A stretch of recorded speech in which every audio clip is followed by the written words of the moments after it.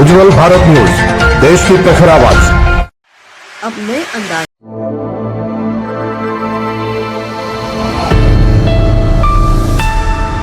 नमस्कार। 2030 का भारत देख रहे हैं आप, और 2030 के भारत में हम लगातार नए चेहरों से बात करते आए हैं। मुद्दे हमारे वही तीन होते हैं: गरीबी, भूखमरी और शिक्षा। आज भी हम उन्हीं तीन मुद्दों पर बात करेंगे, लेकिन जो शख्स आज हमारे साथ मौजूद है वो थोड़े से अलग है। उनका ताल्लुक किसी राजनीतिक पार्टी से नहीं, बल्कि सीधे तौर पर जनता से है। उन पर ना पक्ष की जिम्मेदारी है और ना ही विपक्ष का दबाव। अगर दबाव है तो सीधे अल्लाह का, और अगर जिम्मेदारी है तो जनता की। तमाम बड़ी बड़ी पॉलिटिकल पार्टी के कैंडिडेट को पीछे छोड़कर उन्होंने लद्दाख की जनता का भरोसा जीता है। तो आज हम उनसे जनता की बात करेंगे, लद्दाख की जनता की बात करेंगे। हम बात करेंगे जनाब हाजी मोहम्मद हनीफा जी से। सर, सबसे पहले तो आपका बहुत बहुत स्वागत है कि आप हमारे साथ। थैंक यू, शुक्रिया शुक्रिया। जी सर। सर, लद्दाख की जनता ने आपको पूरा सपोर्ट दिया है।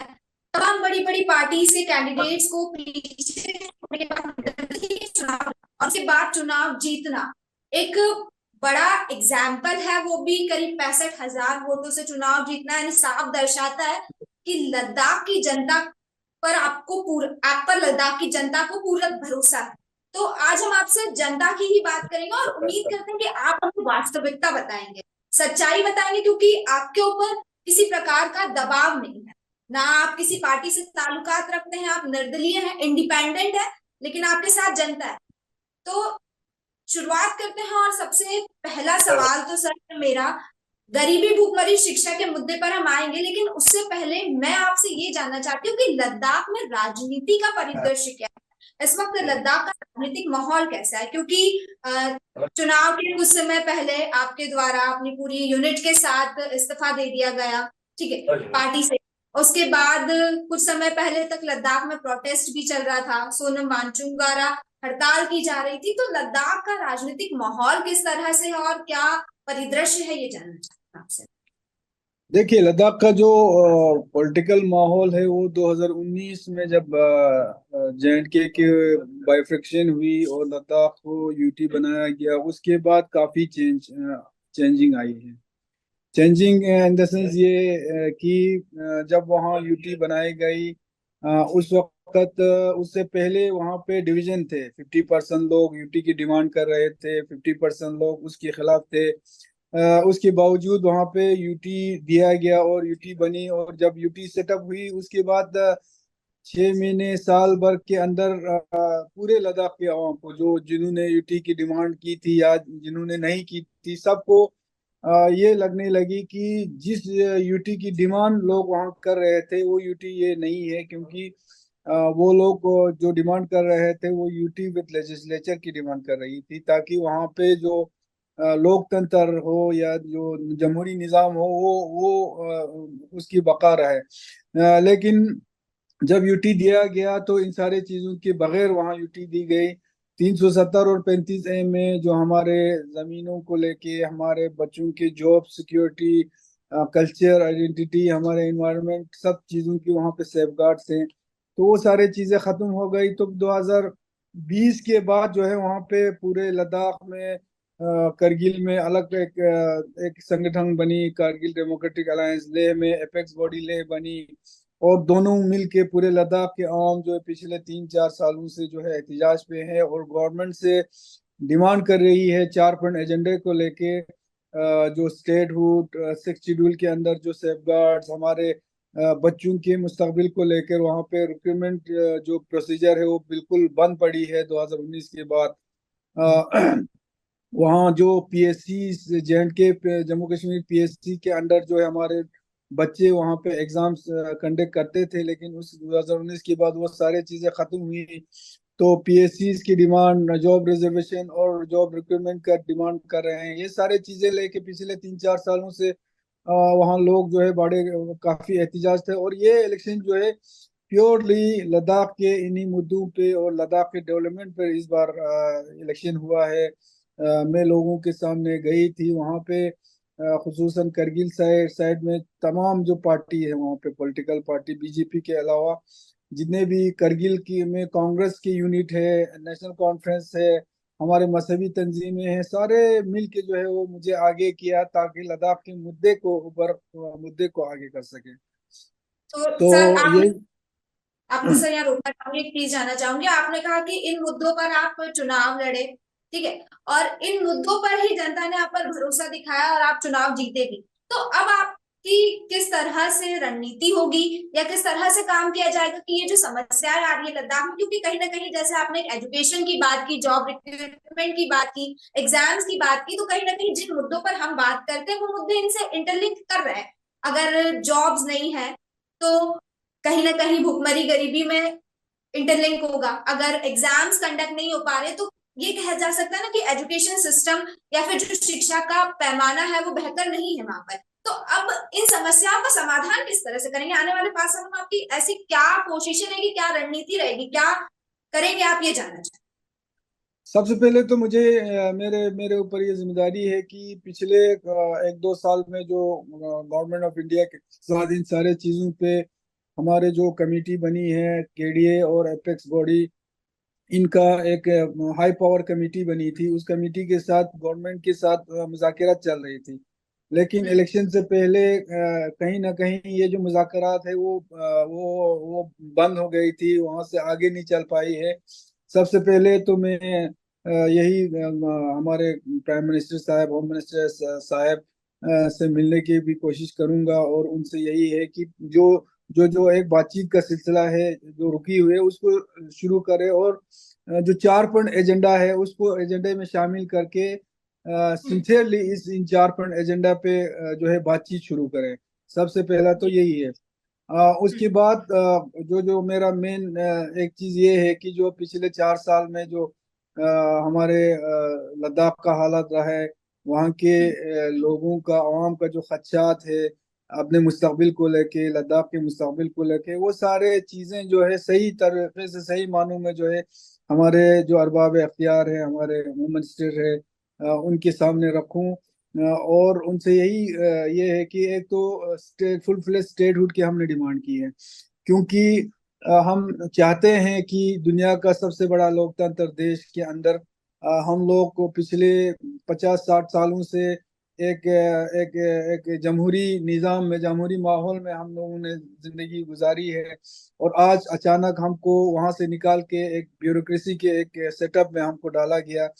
तो उसमें अवामी सुनवाई नहीं होती है, अवामी ये नहीं होते। हम चाहते हैं कि लद्दाख में लद्दाख के लोग गवर्न करें, लद्दाख के लोग जो है लद्दाख के फ्यूचर के बारे में जो है वो डिसाइड करें, क्योंकि लद्दाख एक तो स्ट्रेटेजिकली बहुत ही एक सेंसिटिव जगह है, दूसरा टोपोग्राफिकली जो है हिमालयन रेंज में है, तो बहुत एक अलग इलाका है। वहाँ के जगहों के बारे में वहाँ के लद्दाखी ही जान सकते हैं, वहाँ के लद्दाख के लोग वहाँ के डेवलपमेंट के बारे में जान सकता है कि किस तरह के डेवलपमेंट जो है वो लद्दाख में होनी चाहिए।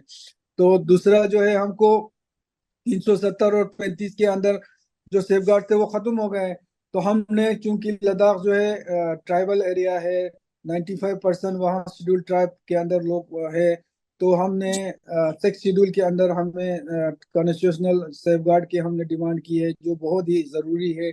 हमको हमारे ज़मीनों की तहफ़्फ़ुज़ात की ज़रूरत है, क्योंकि लद्दाख एक तो एरिया वाइज काफ़ी बड़ा है लेकिन पॉपुलेशन वाइज कम है।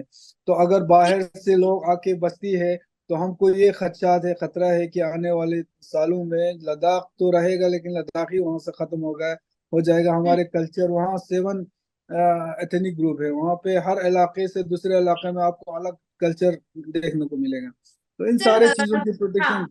आपने कल्चर की बात की तो कल्चर से ही मैं एक सवाल करना चाहती हूँ कि क्योंकि लद्दाख का जो कल्चर है वो थोड़ा सा तिब्बतियन कल्चर से इंटरलिंक भी करता है, यानी कि वहाँ का जो शिल्पकार है और लद्दाख का जो कल्चर है वो काफी अलग है।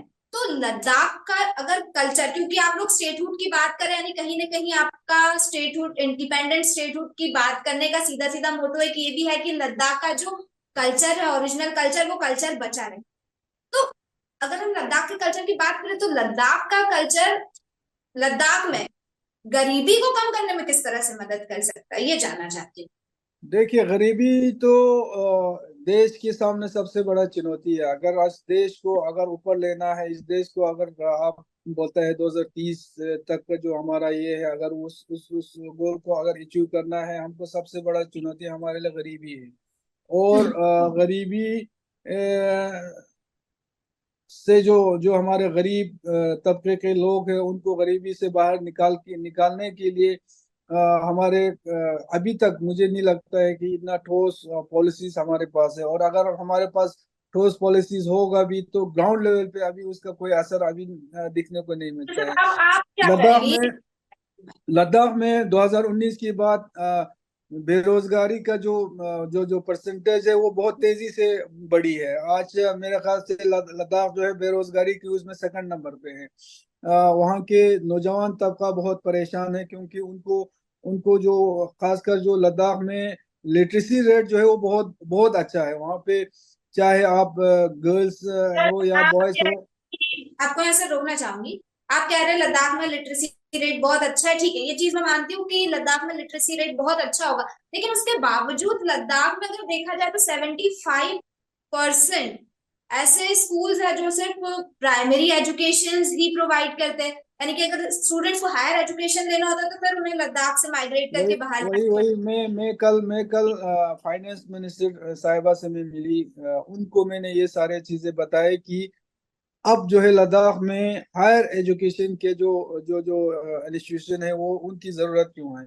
वो जी। मैंने डिटेल में, क्योंकि लद्दाख में जो जो जो जो जो आम वहाँ बसते हैं वो कुछ ज्यादा अमीर नहीं है, वो ज्यादा पैसे वाले नहीं है, वो मिडिल क्लास से भी नीचे लोअर मिडिल क्लास के लोग वहाँ बसते हैं। लेकिन अपने बच्चों को, अपने फ्यूचर को उनको उनको तालीम देने में वो लोग पीछे कभी नहीं बैठते। उनको वो अपने पेट से कुछ खाने पीने के जो चीज ये है, पेट काट के भी अपने उसमें कमी ला के भी अपने बच्चों को पढ़ाने के लिए भेजता है। तो एज वेल जो जब हम स्टेट में थे, कश्मीर, जम्मू और कश्मीर में हमारे ज्यादा बच्चे वहाँ पे पढ़ने के लिए, हायर एजुकेशन के लिए जाते थे, क्योंकि जम्मू और कश्मीर में हमको थोड़ा वहाँ पे अफोर्ड हम कर सकते हैं। लेकिन जब जम्मू कश्मीर से बाहर अगर हमको जाना पड़े तो उतना एफर्ट जो है वो हमारे वहाँ के लोग नहीं कर सकते। लेकिन जब यूटी बन गई उसके बाद कश्मीर और जम्मू में भी जाके वहाँ एडमिशन लेना बहुत मुश्किल पड़ती है। लिहाजा हमारा कल फाइनेंस मिनिस्टर से हमें हमारी मुलाकात हुई। वहाँ पे हमारे कुछ डिग्री कॉलेज के मसले थे, वहाँ इंजीनियरिंग कॉलेज के अनाउंसमेंट हुई लेकिन अभी तक ये नहीं हुए, मेडिकल कॉलेज का अनाउंसमेंट हुई लेकिन अभी तक उस पर कोई ये नहीं हुआ है। लेकिन लिहाजा यही है कि हायर हायर एजुकेशन जो है वो अभी लद्दाख में बहुत ज़रूरी है, ताकि वहाँ के बच्चे अपने घर में बैठ के, वहाँ बैठ के जो है वो लोग हायर एजुकेशन ले सकें। बिल्कुल सर, हायर एजुकेशन बहुत जरूरी है, लेकिन सवाल ये बनता है ना कि वो हायर एजुकेशन लद्दाख में आएगा कैसे? आपके क्या प्लान है इसको लेकर, किस तरह से, क्योंकि जनता ने आप पर भरोसा दिखाया है पूरी तरह से, तो उसके बाद अब आप लद्दाख को हायर एजुकेशन प्रोवाइड कराने में किस तरह से कंट्रीब्यूट करेंगे, ये जानना चाहती हूँ। और एक देखिए, और सवाल एक तो ये है कि वहाँ पे कॉलेजेस खोलें। वहाँ यूनिवर्सिटी है, लद्दाख यूनिवर्सिटी, लेकिन अभी तक वो फुल फ्लेज लद्दाख यूनिवर्सिटी नहीं है। वो या तो क्लस्टर, सेंट्रल यूनिवर्सिटी का क्लस्टर यूनिवर्सिटी के तौर पे वहाँ पे चल रहा है।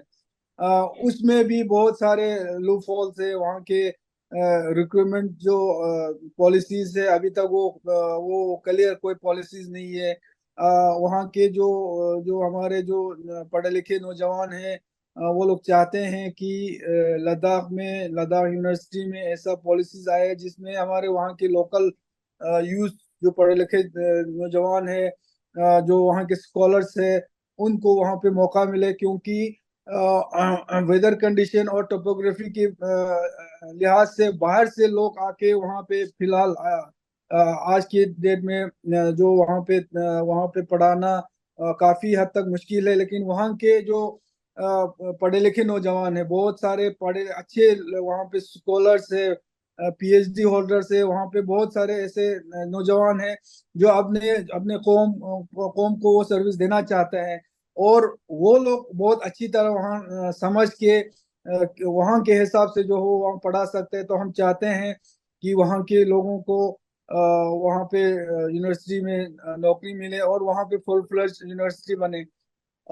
तो ये, और दूसरा वहाँ पे जो रिक्रूटमेंट जो खासकर जो गेजेटेड पोस्ट है और बाकी जो यूटी लेवल के जो रिक्रूटमेंट होती हैं वो अभी तक बंद है। वो सारी चीजें जल्दी हो, रिक्रूटमेंट सिस्टम प्रोसेस जो है वो जल्दी शुरू हो। तो तो ये तो हायर एजुकेशन की हमने बात कर ली, रिक्रूटमेंट्स की बात कर ली। अगर मैं बात करूं प्राइमरी लेवल एजुकेशन की, क्योंकि लद्दाख में बहुत सारे इलाके ऐसे हैं जो काफी दूर दराज में है, ठीक है, तो खास तौर पर ऐसे इलाकों में बच्चों को एक सही शिक्षा, एक क्वालिटी एजुकेशन पहुंचाने के लिए सरकार क्या करेगी?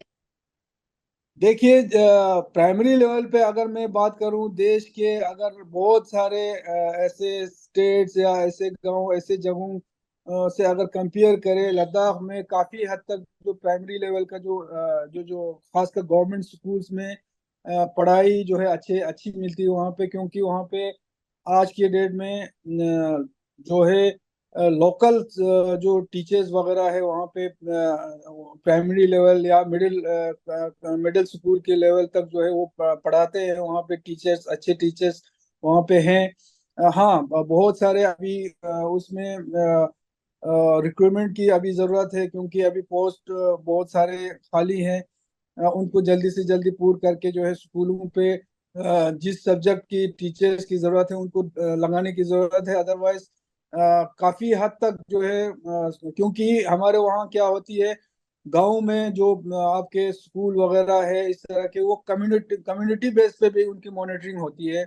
कम्युनिटी जो है वो उस अभी अभी पिछले कुछ सालों में जो है वो लोगों में ये जागरूकता आई है कि हमको जो गवर्नमेंट स्कूल है उनको एम्पावर करनी है, उनको उस लेवल पे लानी है कि जहाँ पे प्राइवेट स्कूल वहाँ पे होती है। क्योंकि ज्यादा प्राइवेट स्कूल में हमारे बच्चों को वो पेरेंट्स जो है अफोर्ड नहीं करते हैं।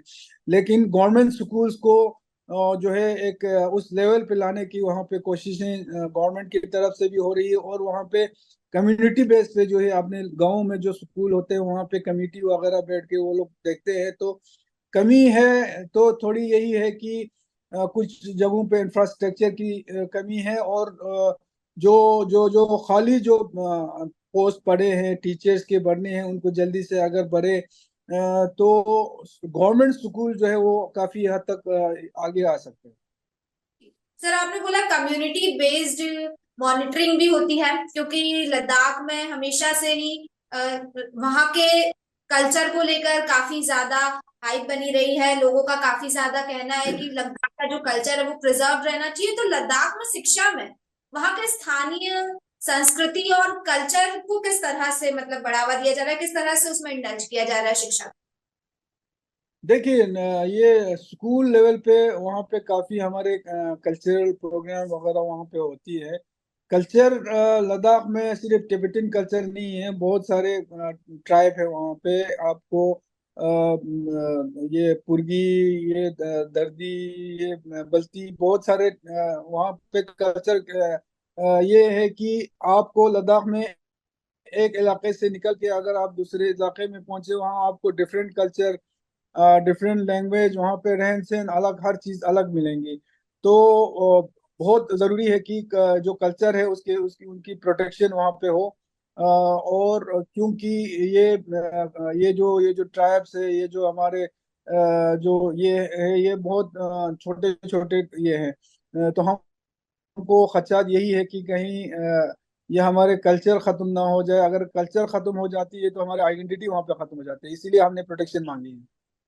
ठीक है सर, आपने कहा कि अलग अलग क्षेत्रों में काफी ज्यादा डाइवर्सिटी है, ठीक है, अलग अलग तरह का कल्चर है। अगर लद्दाख में अलग अलग जगह पर जाएंगे तो अलग अलग चीजें देखने को मिलेगी, अलग अलग कल्चर देखने को मिलेगा, और ये अलग अलग कल्चर कहीं ना कहीं लोगों के रहन सहन को भी इन्फ्लुएंस करता है। तो अगर मैं यहीं से गरीबी के पॉइंट को जोड़ना चाहूंगी, क्योंकि हमारा एक मुद्दा गरीबी भी है, आपसे जानना चाहती हूँ कि लद्दाख में अगर गरीबी की बात करूं तो गरीबी की असल स्थिति क्या है? इस वक्त लद्दाख के लोग किस तरह की स्थिति में रह रहे हैं? और दूसरी चीज ये कि आपको क्या लगता है, क्या, क्योंकि 2030 तक भारत को लक्ष्य मिला है कि भारत से गरीबी शून्य हो जाएगी, क्या आपको लगता है कि लद्दाख में ये लक्ष्य हासिल कर पाएंगे आप 2030 तक? 2024 में चुनाव हुआ, आप चुनाव जीते, अगला चुनाव 2029 में, यानी कि 4 साल का आपके पास भरपूर समय है, 2030 का लक्ष्य है। तो क्या लगता है 2029 तक 80% गरीबी भी खत्म हो पाएगी?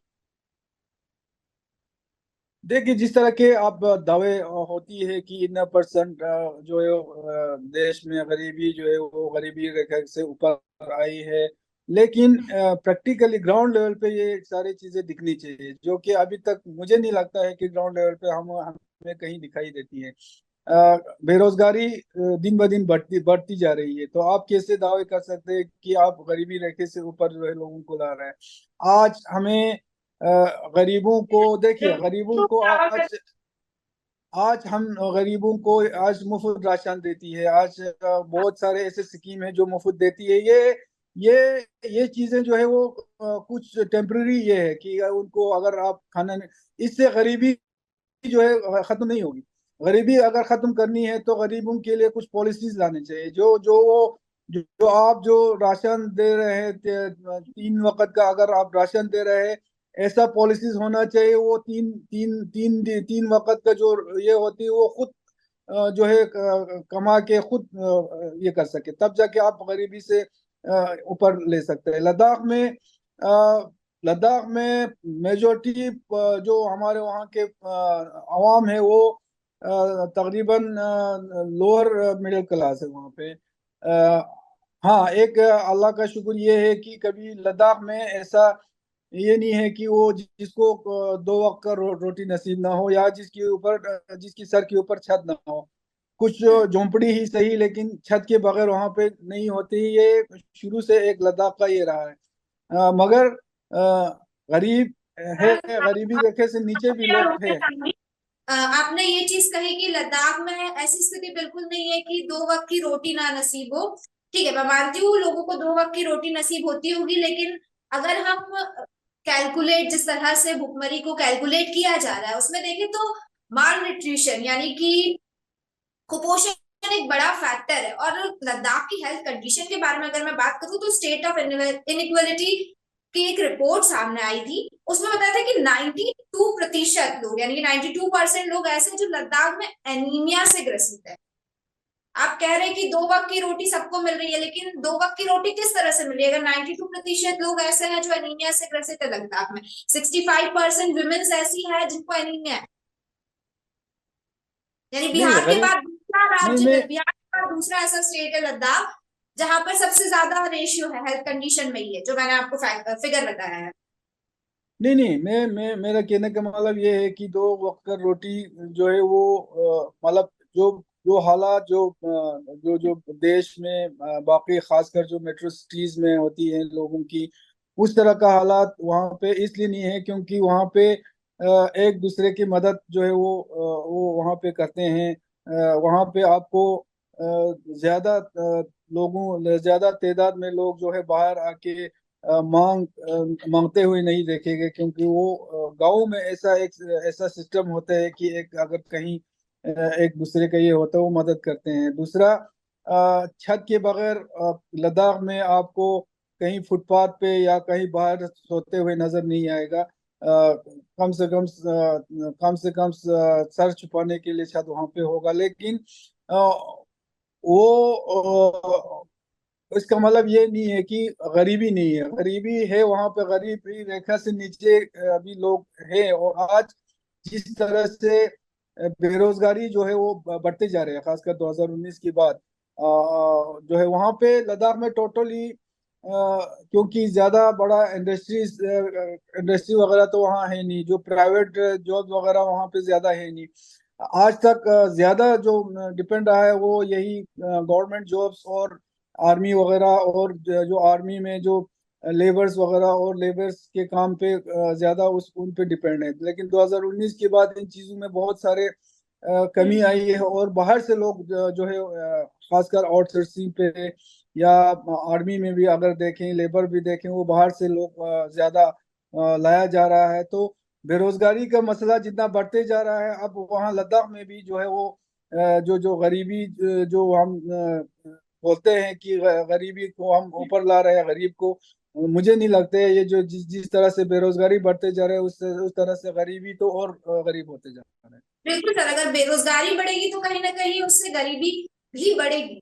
हालांकि रिपोर्ट्स दावा कर रही है कि लद्दाख में सिर्फ 1.5 से 2% लोग ही बिलो पॉवर्टी लाइन है, लेकिन वास्तविक स्थिति आप हमें बता रहे हैं कि बेरोजगारी 2019 के बाद लगातार बढ़ी है और इससे साफ जाहिर हो रहा है कि गरीबी भी बढ़ी है। तो इसको लेकर एक आखिरी सवाल मेरा आपसे यही रहेगा कि क्योंकि 2019 के बाद काफी ड्रास्टिक चेंजेस आए लद्दाख में, ठीक है, लद्दाख की पॉलिटिक्स में चेंजेस आए, लद्दाख की इकोनॉमी में चेंजेस आए, और अगर लद्दाख की हम बात करें तो शुरू से ही लद्दाख काफी अनस्टेबल राज्य रहा है पॉलिटिकली भी, और क्योंकि मिलिट्री का इन्फ्लुएंस भी लद्दाख में रहा है तो एक अनस्टेबिलिटी बनी रही है। तो अब क्योंकि आपके पास एक पावर आई है, जनता का समर्थन है, जनता का सपोर्ट है आपके पास, तो मैं आपसे ये जानना चाहती हूँ कि ये जो समस्याएं है, जो भुखमरी की समस्या है, जो गरीबी की समस्या है, जो हेल्थ को लेके मैंने बात की, शिक्षा को लेके मैंने बात की, तो ये गरीबी, भुखमरी और शिक्षा के क्षेत्र में आपकी सरकार के या आपके अगले 5 साल का प्राइमरी गोल क्या है, प्राइमरी लक्ष्य क्या है? सबसे पहले आप ऐसी कौन सी चीजें करेंगे कि इन तीनों क्षेत्रों में जो है वो कुछ असर देखने को मिले, और ये जो तीनों क्षेत्रों में जो लक्ष्य मिला है भारत देश को, उसमें अगर हम लद्दाख रीजन की बात करें तो कहीं ना कहीं लद्दाख का जो ग्राफ है वो ऊपर उठता हुआ दिखता देखिए, जो जो सबसे बड़ी हमारी चुनौती है, मैंने पहले कहा, वो है बेरोजगारी। तो बेरोजगारी को खत्म करने के लिए ऐसा नहीं है कि हम पूरे जो हमारे वहाँ के यूथ्स हो या जो बेरोजगार है उनको गवर्नमेंट जॉब दे सके। सारों को तो गवर्नमेंट जॉब भी नहीं मिलेगी, लेकिन जो रोजगार का जो वसीला है, जो जो रोजगार जिससे पैदा हो, उस सारे उन चीजों में हम देख के वहाँ पे रोजगार का जो वसीले हैं वहाँ पे ज्यादा से ज्यादा वो पैदा करते हैं। बहुत बड़े इंडस्ट्रीज तो वहाँ पे है प्राइवेट जॉब्स का। तो क्या आप इंडस्ट्रीज के आने के समर्थन में है? हालांकि आपने पहले ऐसा इशारा किया था कि इंडस्ट्रीज क्योंकि प्राइवेटाइजेशन नहीं होना चाहिए, आपने एक और चीज बोली थी कि जो मुफ्त में राशन दिया जा रहा है वो भी नहीं दिया जाना चाहिए।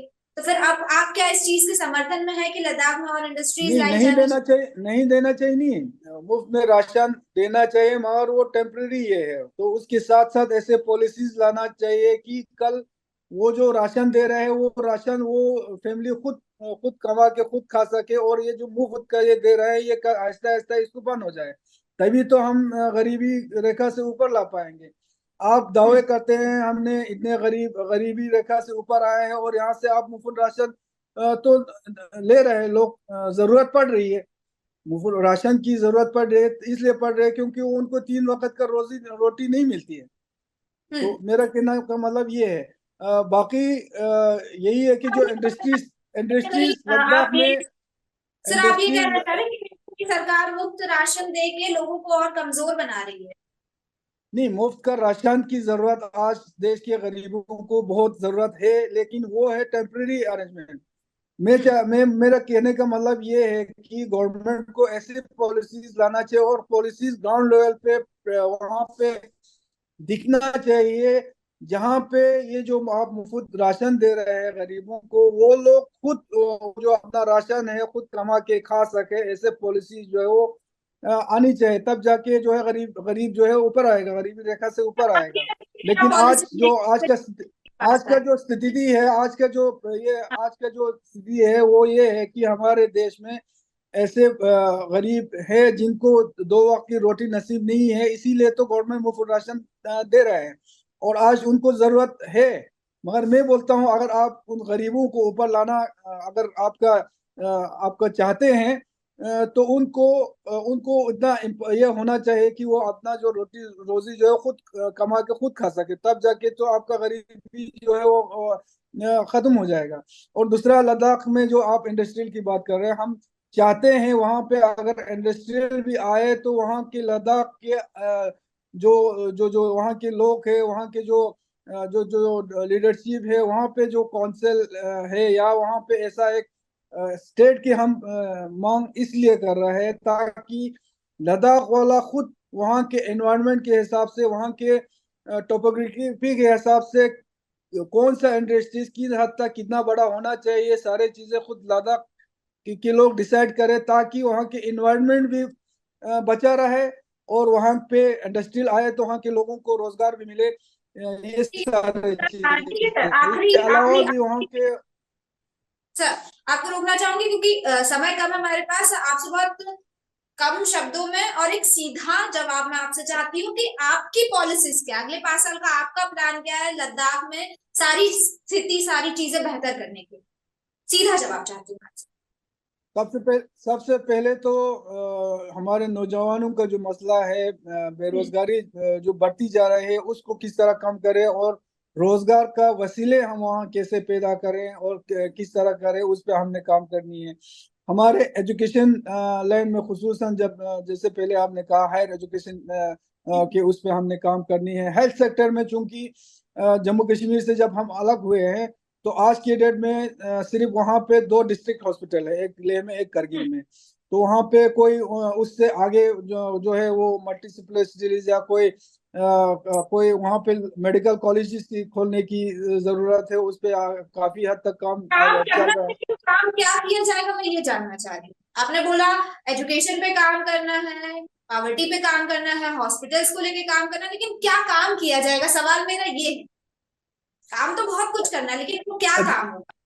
एजुकेशन में सबसे पहले तो यही है, वहाँ जो कलस्टर यूनिवर्सिटी है उसको जो है फुल फ्लेज जो है वो लद्दाख यूनिवर्सिटी बनाया जाएंगे और उसमें जो रिक्रूटमेंट पॉलिसीज और बाकी जो चीजें हैं उसमें वो ये करनी है। हमारे कुछ कॉलेजेस की वहाँ पे ऑलरेडी डिमांड भी है और कुछ कॉलेजेस वहाँ खोला गया है। उस पे तेजी से काम करके वहाँ पे कॉलेज वगैरह का ये करना है। और खुसूसन जो स्कूल से प्राइमरी मिडिल स्कूल, इन स्कूलों को जो है हमने लद्दाख में ऐसा पॉलिसीज हमने ये लेना है। वो स्कूल जो है वो कम उसका उसका जो ये प्राइवेट स्कूल के लेवल पे उसको लाया जाए, क्योंकि टोपोग्राफिकली वहाँ पे जो गांव है बहुत फार फ्लंग एरियाज में वहाँ पे गांव बसते हैं। तो प्राइवेट स्कूल जो है वो गांव में इतने पैमाने पे वहाँ प्राइवेट स्कूल नहीं होती है। प्राइवेट स्कूल अगर होगा भी तो वो डिस्ट्रिक्ट हेडक्वार्टर्स पे होती है जहाँ चलो पे हमारे मैं बच्चों को। सर, अभी आप कह रहे हैं कि प्राइवेट जी स्कूल्स जी लाने की कोशिश की जाए। कुछ समय पहले आपने कहा था कि लद्दाख में जो कुछ गांव है या जो कुछ एरियाज है वहां पर गवर्नमेंट स्कूल्स ही इतने अच्छे हैं, वहां पर ही काफी अच्छी शिक्षा दी जाती है। तो आपको नहीं लगता कि प्राइवेट स्कूल्स को बढ़ाने की बजाय गवर्नमेंट स्कूल्स को ही और बेहतर बनाया जाना चाहिए? वही वही मैं आपको बोल रहा हूँ ना, यही हमारी कोशिश रहेगी। जो गवर्नमेंट स्कूल्स है उनको उनका लेवल जो है वो उनको बढ़ाया जाए ताकि वो उस लेवल पे आए जहाँ पे एक प्राइवेट स्कूल में ये मिलता है। और उस लाइन में वहाँ पे हमारे दोनों लेह में करगिल में जो काउंसिल है और जो गांव लेवल पे जो कमेटी है वो लोग वो पिछले कई सालों से इन पे काम कर रहे हैं और काफी हद तक जो है वहाँ के गवर्नमेंट स्कूल्स जो है वहाँ पे अच्छे टीचर्स भी है, लोकल वहाँ के टीचर्स है। हाँ, टीचरों की कमी है, उनको पूर्ण करना, उन जो खाली जो पोस्ट पड़े हैं उनको पूर्ण करके वहाँ पे टीचर्स का तो ज्यादा से ज्यादा इंतजाम गरीबी करना के ये। क्षेत्र में क्या काम करेंगे आप ये जानना चाहते हैं? जी, गरीबी और भुखमरी के क्षेत्र में क्या काम करेंगे आप? उसमें यही है कि लोगों को रोजगार के वसीले वहाँ पे पैदा करें। वहाँ पे जो जो गवर्नमेंट सवाल गवर्नमेंट मेरा अभी भी वही थी कि कैसे। सबसे पहले तो ये है कि जितने भी वैकेंट पोस्ट है लद्दाख में, जो पिछले 2019 से जो रिक्रूटमेंट बंद पड़ी है, वो जल्दी से जल्दी रिस्टोर हो और वहाँ पे जितने भी पोस्ट है वहाँ पे हमारे बच्चों को मौका मिले। उसके अलावा हम चाहते हैं, हम पिछले कुछ दिनों पहले हम हमारे डिफेंस मिनिस्ट्री से भी हम मिले थे। तो आर्मी में भी जो हमारे बच्चे हैं उनको उनको उनको मौका मिले। खासकर एक तो वहाँ पे जो जितने भी आर्मी में जो रिक्रूटमेंट होती है उनमें लोकल लोगों को वहाँ पे मौका मिले। वहाँ पे लेबर्स और खासकर जो हमारे बेकन वगैरह में लेबर्स लगती है वहाँ पे हमारे लोकल्स लोगों को मौका मिले। और इसके अलावा जो जो रोजगार का जो स्मॉल स्केल इंडस्ट्रीज में हमने वहाँ पे काम करनी है, रोजगार के वसीले और देखना है कि वो क्या क्या वहाँ पे हम पैदा कर सकते हैं। तो इन सारे चीजें हैं इसके। जी सर, जी सर, बिल्कुल आपने सही कहा कि कहीं ना कहीं रोजगार बढ़ेगा तो तो गरीबी दर में अपने आप गिरावट आएगी। शिक्षा के क्षेत्र में बहुत कुछ बेहतर करने की जरूरत है। और जो गवर्नमेंट स्कूल वाली आपने बात कही, वो बात काफी ज्यादा प्रभावित करती है, क्योंकि आज भी देश के कई ऐसे राज्य हैं, कई ऐसे इलाके हैं जहां पर गवर्नमेंट स्कूल में उस स्तर की शिक्षा नहीं मिल रही है जिस स्तर की शिक्षा मिलनी चाहिए। तो आप सर, आपका बहुत स्पोर्ट्स में हम लोग ज्यादा ध्यान दे रहे हैं, क्योंकि लद्दाख के बच्चे बहुत टैलेंटेड है और उनको स्पोर्ट्स में हमको अपॉर्चुनिटीज काफी नजर आ रही है, तो स्पोर्ट्स पे हमने काफी हद तक ध्यान दे रही है। जी बिल्कुल बिल्कुल। जिस तरह से हमने लद्दाख की बात की, कई सारी बातें सामने निकल कर आई है, और एक बड़ी बात यह सामने निकल कर आई है, मोहम्मद हनीफा जी ने ये कहा कि अगर सरकार मुफ्त राशन देगी तो कहीं ना कहीं सिर्फ मुफ्त राशन देने से गरीबी को खत्म नहीं किया जा सकता, बल्कि ऐसी पॉलिसीज लानी होगी जिससे गरीबी खत्म हो, जिससे आत्मनिर्भर बनाया जाए जनता को, या जिससे जनता को दो वक्त की रोटी खुद कमाए, ना कि मुफ्त में पाए। ये एक बड़ा ही इंडिकेशन है, एक बड़ा इशारा है, और एक बड़ी बात कह डाली उन्होंने। हालांकि अब देखना ये होगा कि किस तरह से 2030 का ये जो लक्ष्य है वो हासिल किया जाता है। और ऐसे अलग अलग क्षेत्रों के लोगों से हम बात करेंगे और वहां की स्थिति जानेंगे, और आपको भी बताएंगे कि आखिर 2030 के लक्ष्य को लेकर, 2030 के भारत को लेकर ये तमाम लोगों के क्या विचार है। तब तक के लिए नमस्कार।